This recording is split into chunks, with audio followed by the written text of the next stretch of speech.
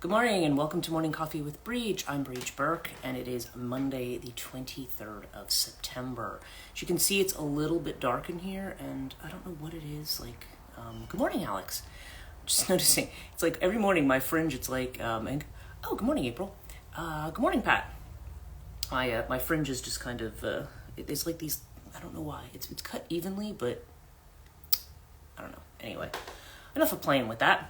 As you can see, it's a bit darker in here this morning, so it's already. I was looking at what time the sun comes up. It's around 6:48ish now. I think that it comes up. So and good morning, Suda. So yeah, it's just getting darker and darker, and I'm wondering how soon I'm going to have to move the time of this up again. Got this one little piece of hair that's driving me crazy. Anyway, and good morning, Sam. So I just want to give a shout out to Natalie, who I know watches this after the live stream in the morning, because Natalie yesterday brought me she brought me two candles. She brought me a pumpkin spice candle, a pumpkin sage candle. She brought me a thing of pumpkin spice coffee, some biscotti, a big ass cookie, and she also brought me this really cute little mug. So I'm using it for my coffee this morning. As you can see, I can fit like at least 2 cups into one here. So we are going for the big gulp this morning. And it's got the little witches all over it and everything. So I was like, and little cobwebs on the inside too. So it was very cute. So this morning is rather interesting. I had yum, that's awesome. Yeah, it's really great. I love it. It's just I think I've seen this mug before, but it's just I don't tend to buy stuff for myself a lot of the time. Really pretty, thank you. Yes, so it was it's a spooky season mug, absolutely. And of course, it's always spooky season in this house. But it's I had this, and it was interesting. Speaking of spooky stuff and spooky season, I tend to wake up my circadian rhythms tend to wake me up around 1:30 in the morning. Something I'm trying to change because I really don't like getting up at that hour. And if I don't have to. But I did hear something really interesting when I woke up at that hour, and something I don't normally hear. And I heard this really weird kind of whinnying or whining sound that was followed by these 3 like short trills, and I'm like, what? That seems like something. So I had to get up, get my phone, and look up what it was. And it, of course, is a screech owl. It's an eastern screech owl. And it was interesting because in my mind I'm going, screech owl is in the Bible, in that very famous verse in Isaiah 34:14, the satyr shall cry to his fellow, and then they say the night hag shall dwell, it's like in the ruins or something like that. But the word is Lilith, which is where we get the word Lilith from. And it actually translates as screech owl. So, that's more literally what it refers to. So I thought, ooh, that's interesting. We had like this screech owl outside. It was in the cemetery. I could hear that whatever it was in the cemetery. Which is not, it's not like you can't just, yes, yeah. I can't walk I can walk out my front door and down the street and through the gate and into the cemetery. Not that I was going to do that at 1:30 in the morning. But it was, but I could hear it, and I was just like, and it was just, it's interesting because it has like a real pattern to its call. It does the 3, it does this like, I knew it wasn't a fox because a fox almost sounds like, good morning, Jenny. We're just talking about the screech owl that I heard last night, and because it has almost like 3 distinct calls, and then it has like almost like a trilling kind of a call. It's in a pattern. It kind of does like an interesting kind of a thing. So, yeah, so that was interesting, kind of little omen last night of Lilith omen, and and I was doing something. So that's funny, Jenny, that you just joined, because I was thinking about our conversation yesterday. Jenny had popped by because yes, that is so cool. Yeah, because I know Jenny's giving a class this week at Mount Olive Library. And so, we're picking up, it's pendulum class, so I was giving her one of the extra pendulums that I have. And we were just talking about this whole idea of the last 1,000 years as kind of being like a program, like an experiment or a program, like some kind of a, I don't know, you want to call it celestial or galactic program that now is kind of coming to an end. That's the way it's kind of been couched. And yeah, and I got a really, I drew Lilith for my Great Mother archetype for my Jungian archetype assignment. Oh, cool. Oh, that's interesting.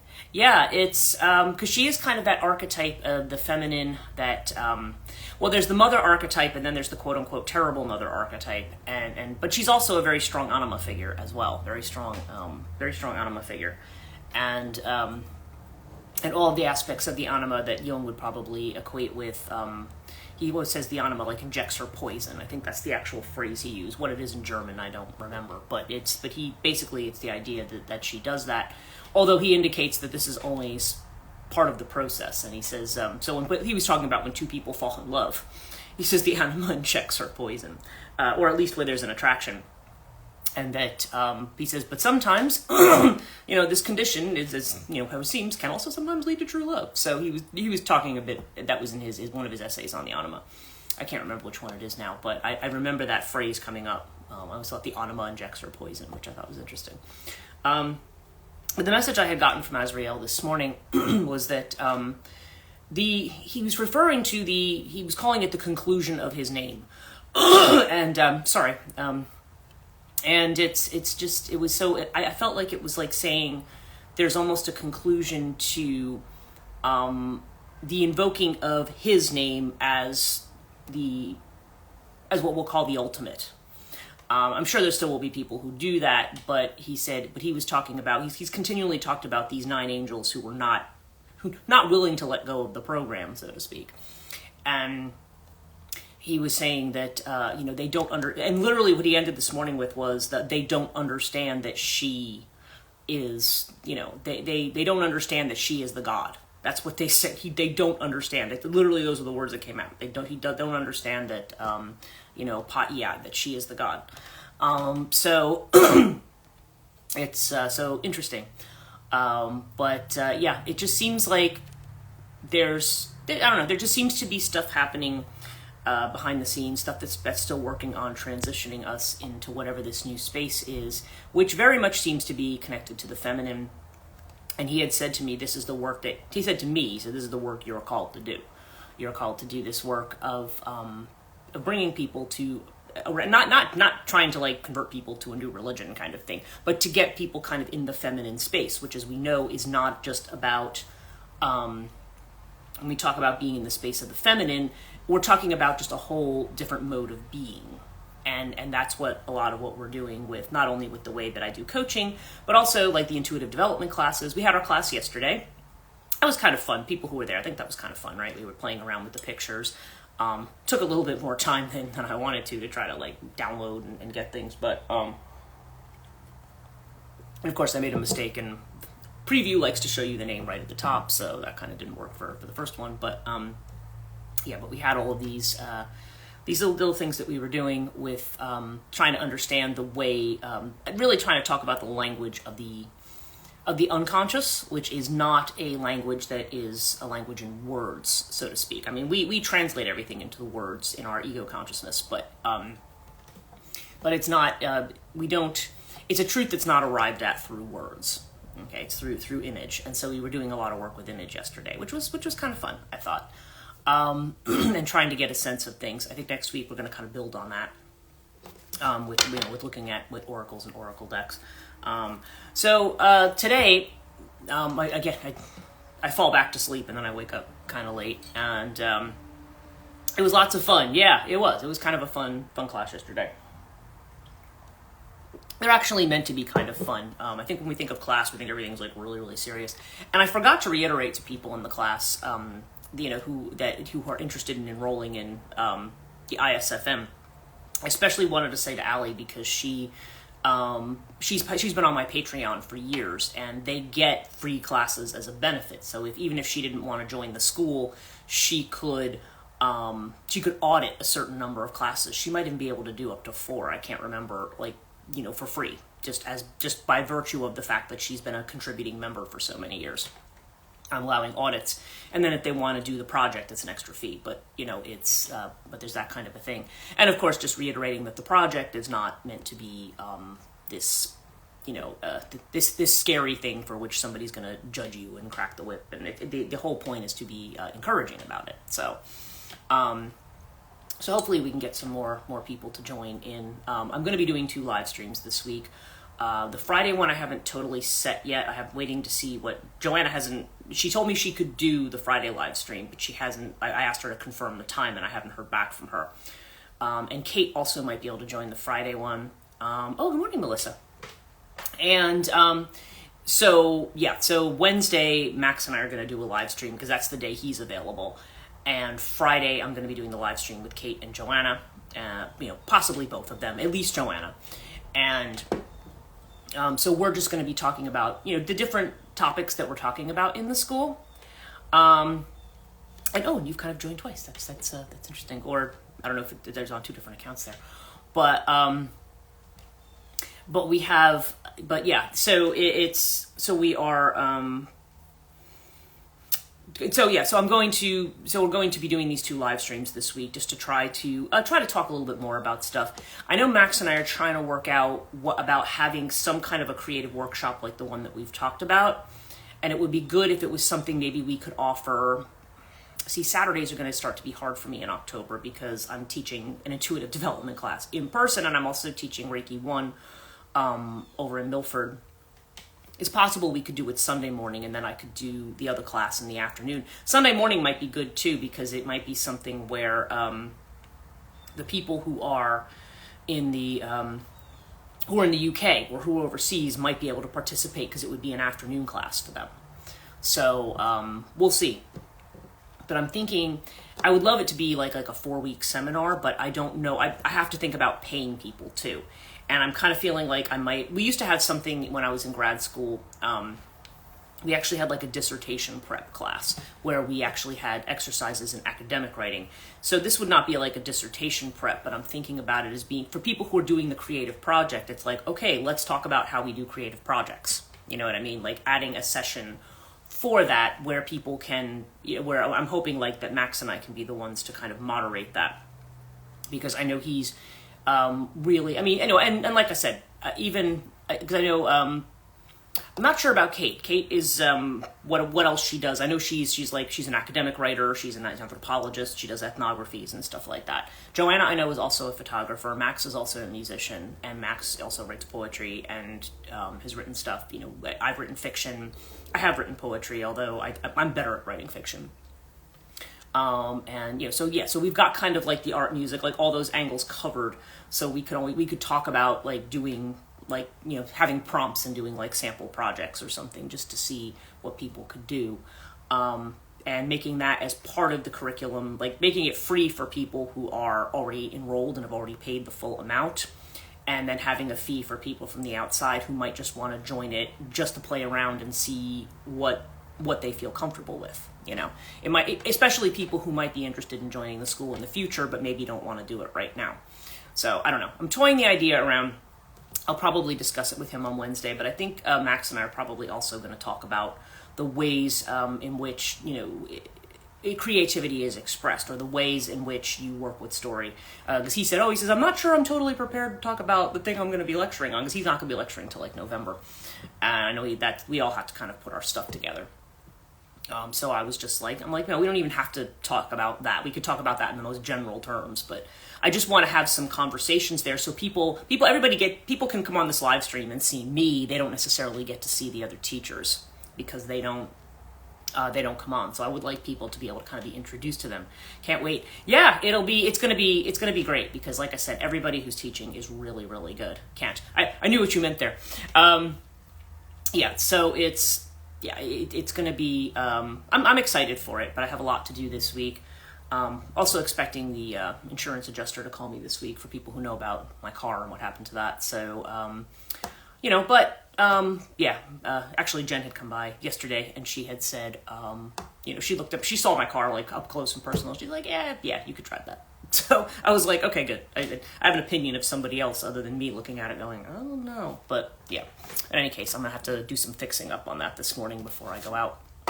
and I'm not going far. It's like the grocery store and back and stuff like that. So we'll see what gets sorted out this week. Anyway, this is not just meant to be about my personal stuff here, but I did want to talk, a little about school. I am doing the Cattonia live stream at noon today over on the other channel, and that one is probably, I might actually talk a bit about the topic that I'm going to be doing for the school, which is the Hecate Persephone stuff.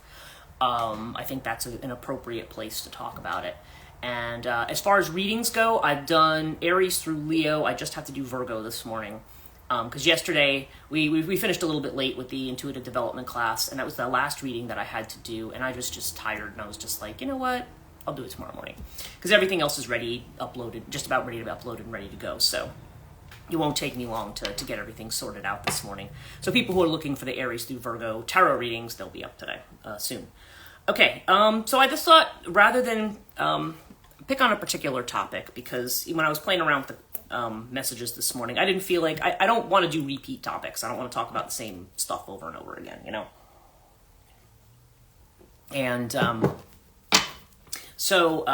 for those of you who joined late, this was my gift from Natalie yesterday. So, in addition to 2 candles, some biscotti, some coffee, stuff like that I was talking about at the beginning.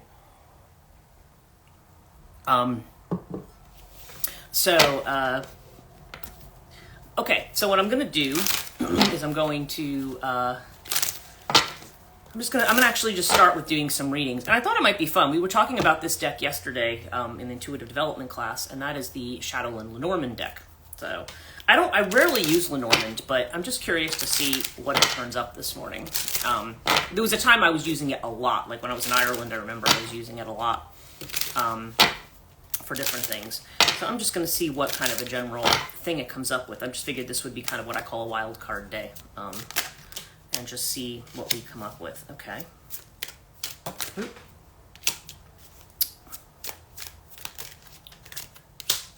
Okay. So the 3 cards we have pulled are Garden. Okay. These are sufficiently creepy looking cards. I love these. We have Brooms, which in some decks is called the Whip. But we have Brooms here. And actually, the one thing I love about this deck is the fact that there's always a little cat in here, and you see a little cat sitting here with the broom. I just love that on this card. Okay. And then we have Birds. Okay. So you see that there's this, they kind of have this, this very spooky kind of a vibe. I think, and these are drawn by Monica Bodirski is the person who has drawn these. There are a few different artists who draw in this fashion. And we were also talking about the Edward Gorey Fantod pack, which is actually meant as a joke, but strictly speaking, you could use it as a, love it. You could use it as a divinatory tool as well. I mean, legitimately, even though he's doing it as kind of a joke. I like the illustrations. Yeah, I think the illustrations are really cool, because I like macabre kind of illustration. I'm kind of like gothic at heart, I love the things that are kind of a little bit more spooky. Okay, so Garden, Brooms, and Birds. Okay, so we're looking at oh, this is interesting, because that almost indicates like a public event or something that is going to clear away gossip. That's literally what these 3 cards would mean together, because Garden has to do with something that is public. So if you pulled Garden for something, it would be telling you to be out in the open, it's like going to parties, conferences, events. It can also be about being in your garden, like things that bloom. For people who have like, the proverbial like love questions and stuff, it's like, well, you need to get out and socialize. Like Garden's a very social card.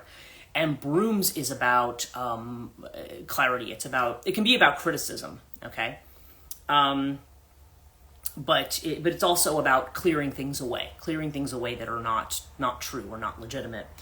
And Birds often has to do with it can have to do with gossip, but it also can have to do with things that happen like on social media and stuff like that.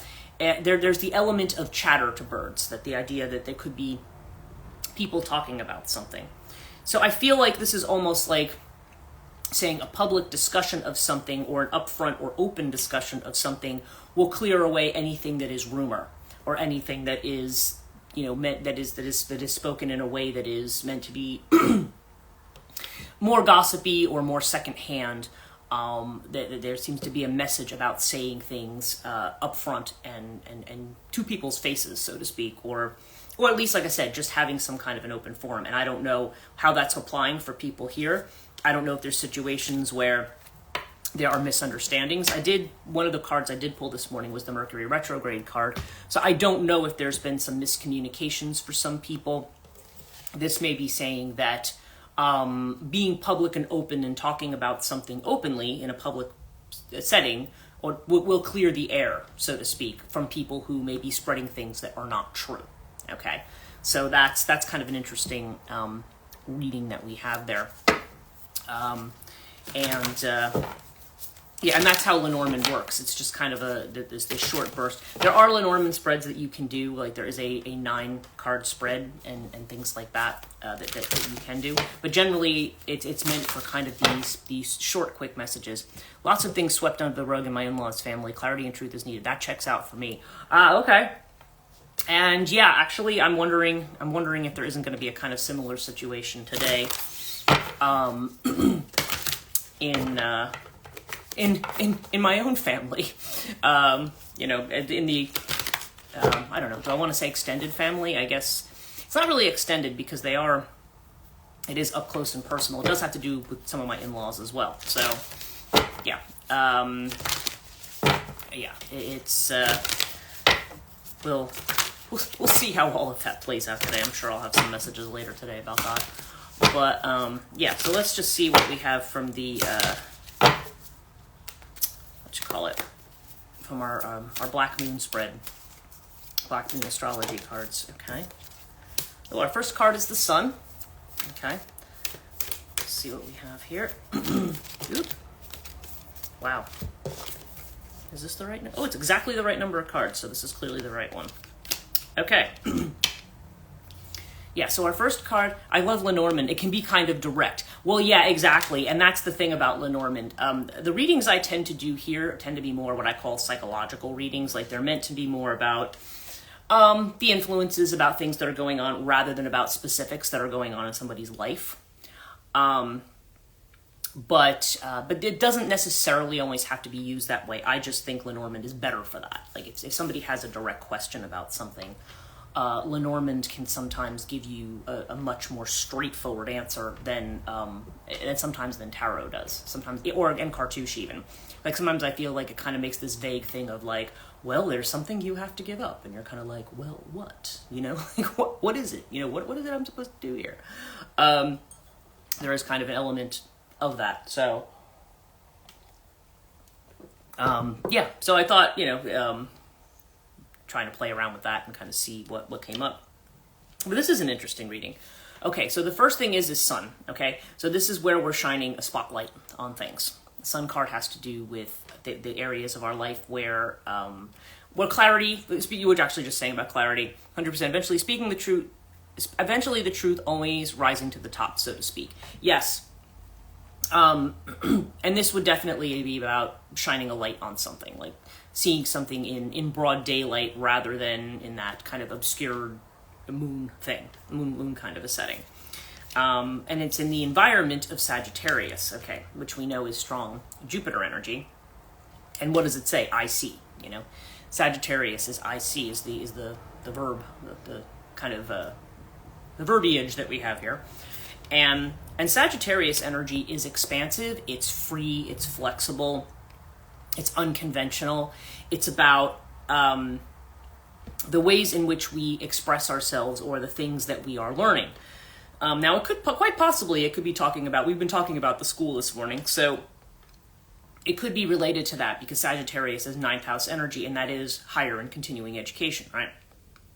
So this is about shining a light on something and being able to see something, being able to express yourself, and again, and also this is about broadening horizons. Sagittarius energy tends to be very gregarious and very friendly. People who have Sag, like in their first house, tend to be people who are very easy at talking. They're more extroverted. They can be much easier at talking to people and so forth. But Sag energy is. I'm just watching this stuff fall because this squirrel is literally just knocking things over outside my window. It's kind of funny. Sag energy it can also have to do with travel. It can have to do with going the distance. Basically, it's like moving into a space that's new for you. Okay, I always feel like Sag is about getting out of, being free. So in other words, you're not confined by a particular structure or a particular thing. You're kind of moving your way out.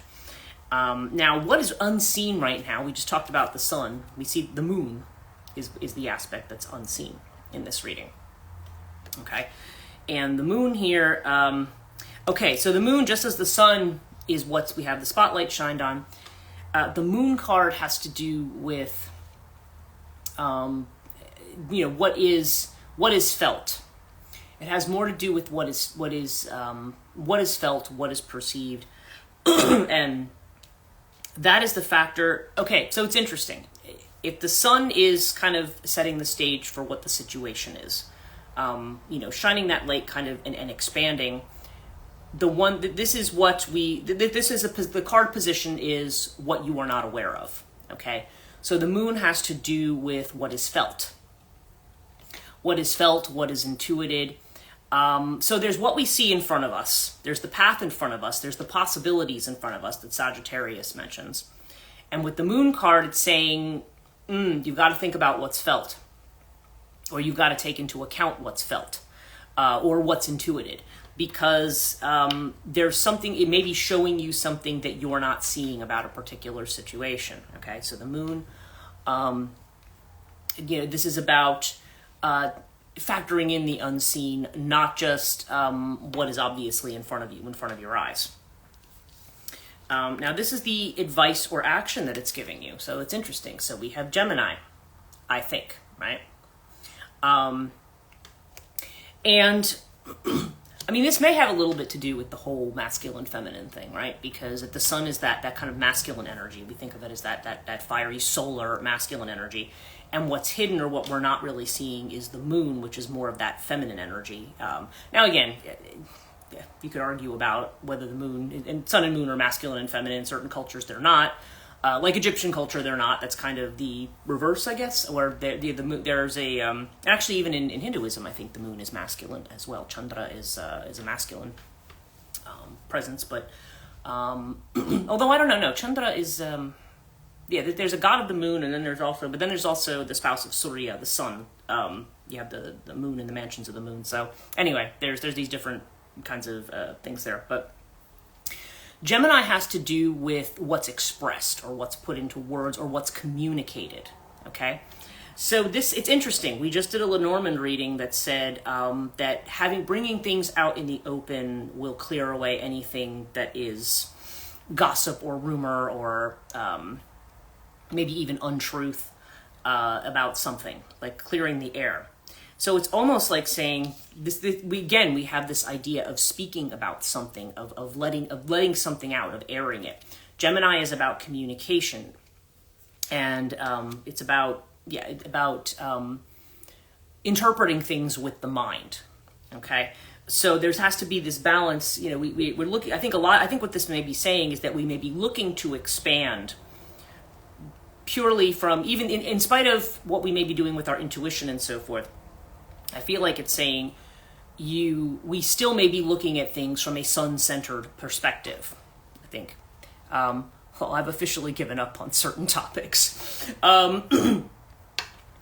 It's like, I guess in terms of clearing the air, I mean, and I can definitely understand that too. But I think what it's telling us is that what needs to be expressed here is more what's felt than what's seen. I think that's the message here.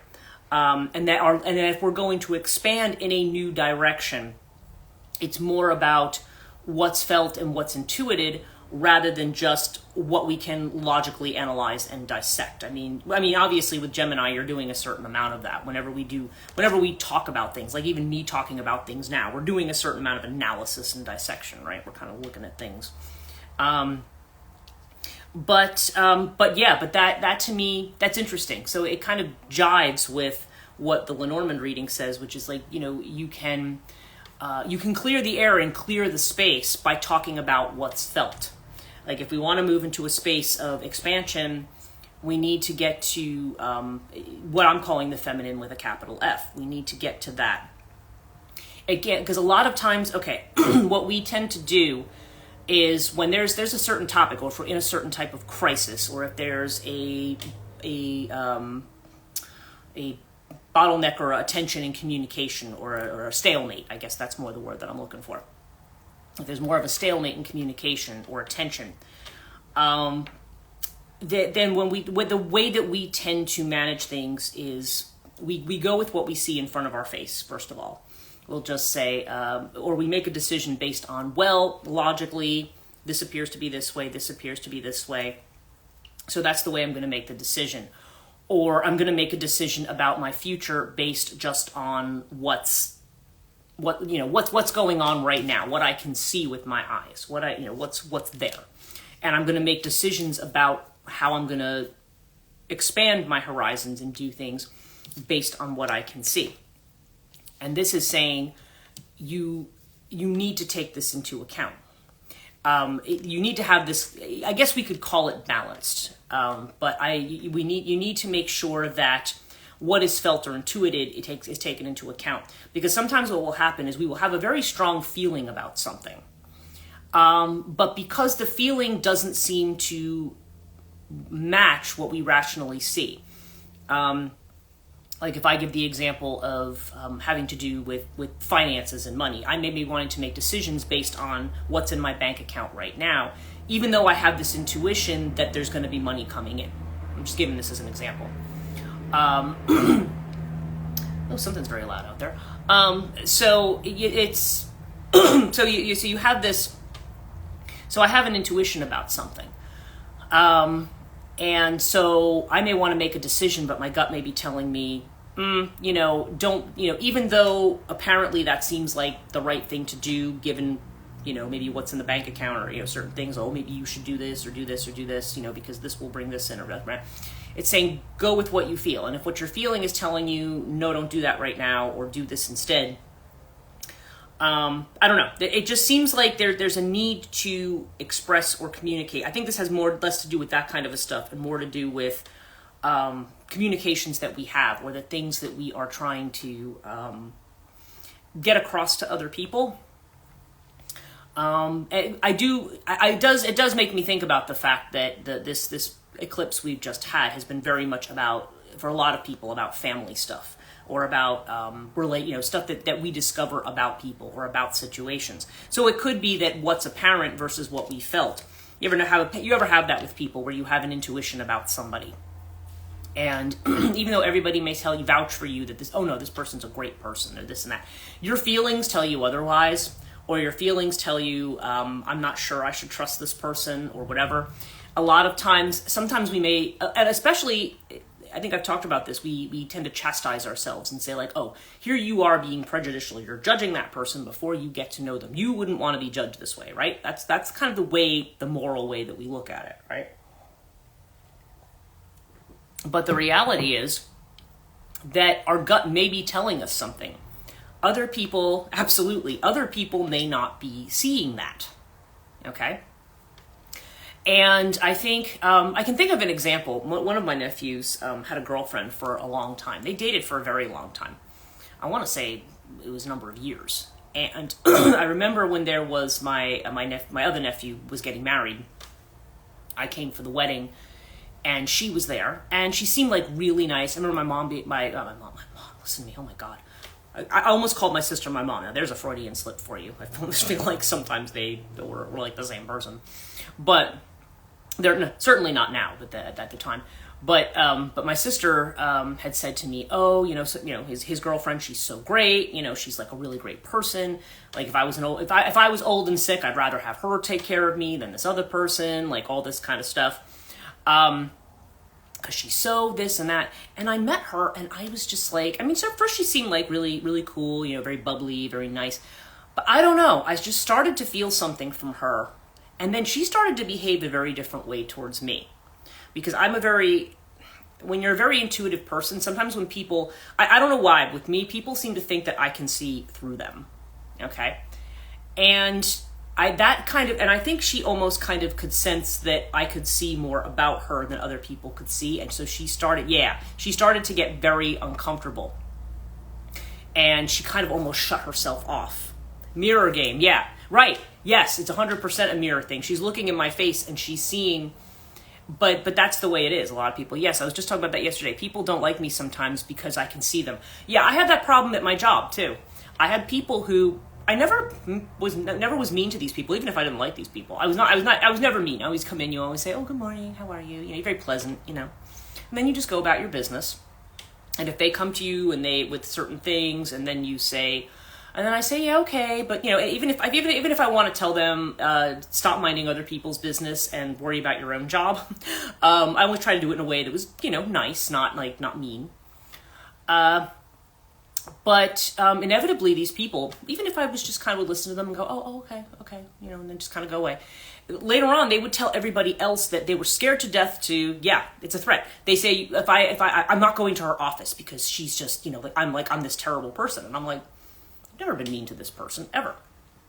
But they know, it's like they know that you can see them. This is what I think this is kind of about. Somebody knows that you can see them. And it almost like needs to be an opening, like a conversation, or there needs to be a kind of verbal clearing of the air, or communication has to happen in some way. Now, again, that doesn't always mean direct communication. For a lot of people have been getting like Seven of Swords kind of stuff, where it's like, okay, you got to be a little more indirect about how you say things. But it's like you may have a feeling about a person or situation. Anyway, with this girl, my nephew bought a house with her. And then immediately after they bought the house together, she basically kicked him out.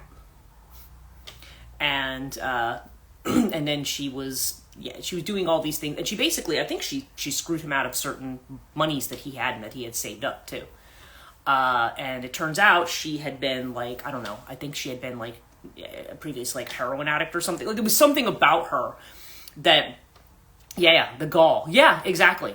But I felt that about her, and I told my sister, because my sister's like, oh, you should go up and see the two of them. And I'm like, no, I don't want to see her ever. And my sister's like, well, I don't feel that way about her. And then later on, she called me, she was like, oh boy, you turned out to be really right about her. And I was like, yeah, but it was a feeling I had. And the point is that it's not something in her visible personality that you would have seen. But later on, I was just like, yeah, the gut don't lie, okay? The gut don't lie. And sometimes, you know, and I feel like if eclipses are about revealing truths, then there's some kind of a truth that's being revealed here. Now, our outcome is the Grand Trine, so that's very nice. It's almost like the log, jam the air has to be cleared, something has to be vocalized. And again, that vocalizing could be a conversation with somebody. That vocalizing could be writing about something. It could be expressing something in another way if you feel like it's a situation where you can't confront it directly. There has to be a way of expressing or communicating that, whether it's directly or indirectly. So I don't know. That seems to be a very strong message. I think probably all of us will see in the next few days what that message is about. But that's kind of what's coming up right now. Like there's this idea that there's something that needs to be communicated to remove some kind of a false impression or rumor. Now, whether this is a rumor about any of us specifically, or whether it's a rumor about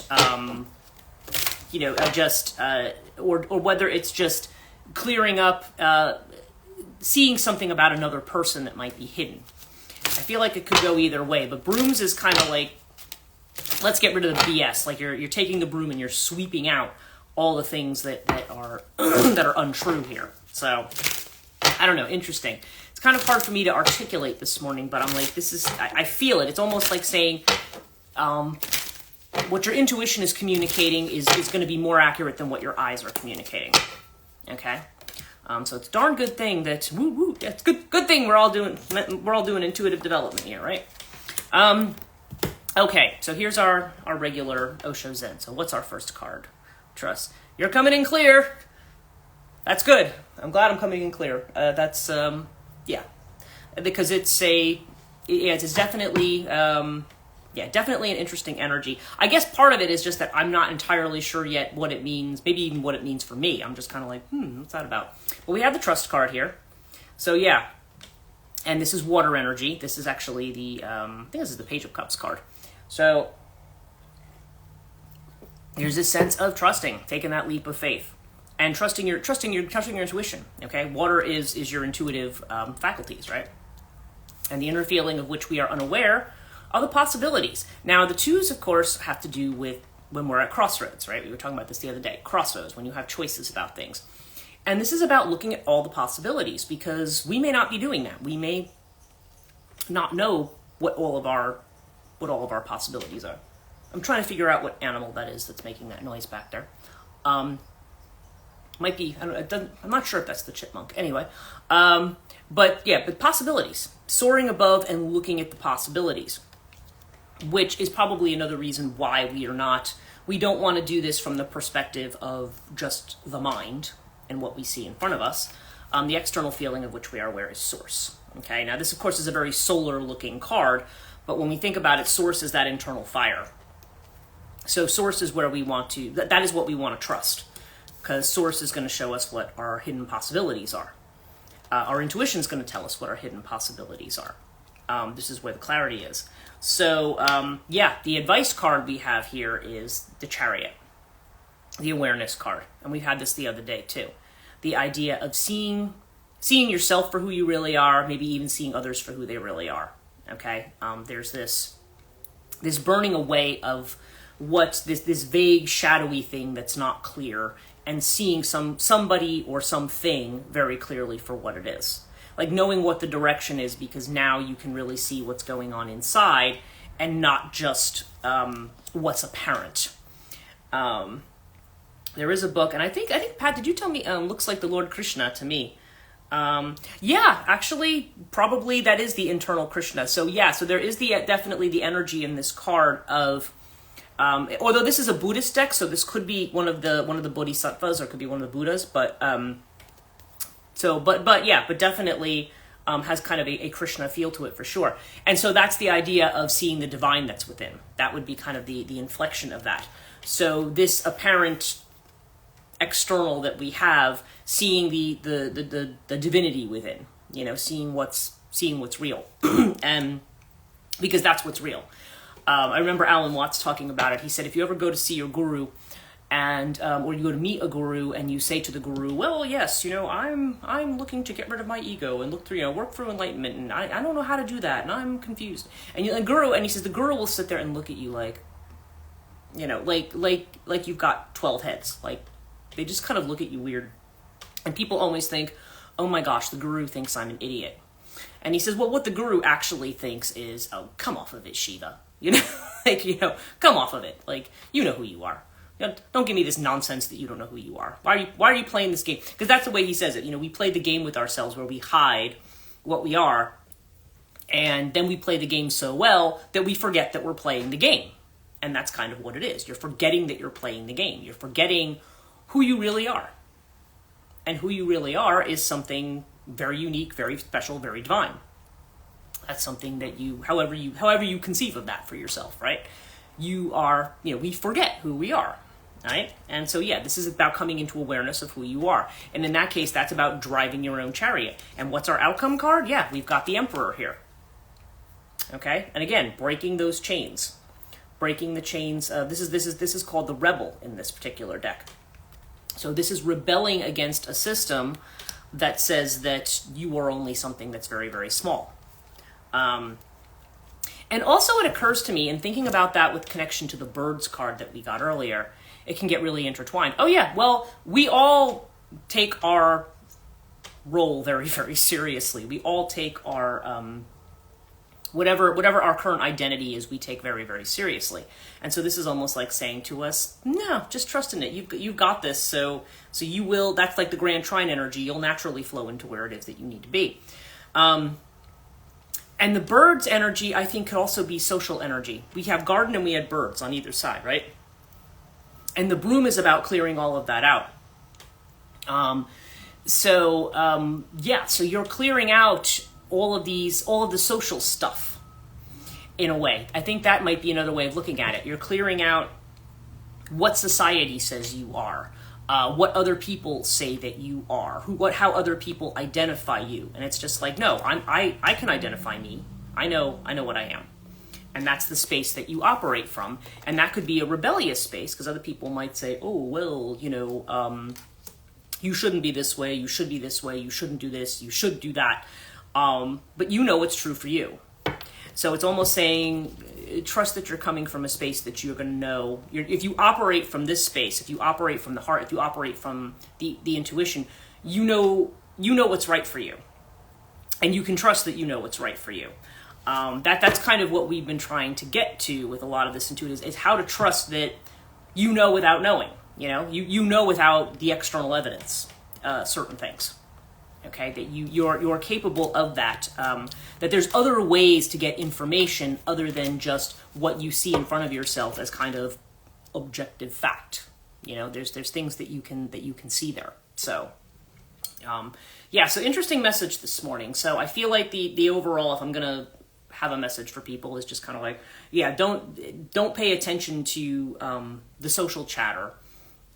You try, or even what other people may tell you about a person or a situation. You know what the reality of something is. Okay, you know who you are, and don't let other people's projections try to tell you. When they're looking at you and seeing something that's they may react negatively because they may be seeing something negative in themselves in you. It's that kind of a thing. But and interesting, and I'm glad that you brought up Sudha, that looked like the face of Krishna, because it's the idea, whether you think of Krishna who's an avatar of Vishnu, or whether you think of it as being Shiva, whatever it is you are seeing, because people say Om Namah, well, at least people say Namaste, but they also will say Om Namah Shivaya, which is, I see, I bow to the Shiva in you, right? I bow to the God in you. I bow to that idea.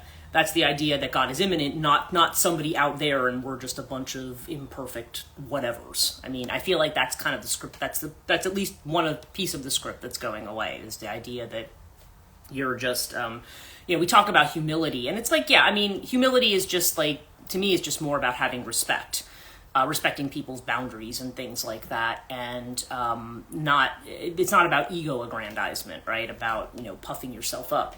Because if you know who you are, you don't need to puff yourself up, right? But it's also not the idea that there's this big overarching thing and you're just this little thing that can be crushed like a bug, right? That was the Chariot card, right? Yes, that was the Chariot card, which is also Cancer energy, which is also intuitive energy as well.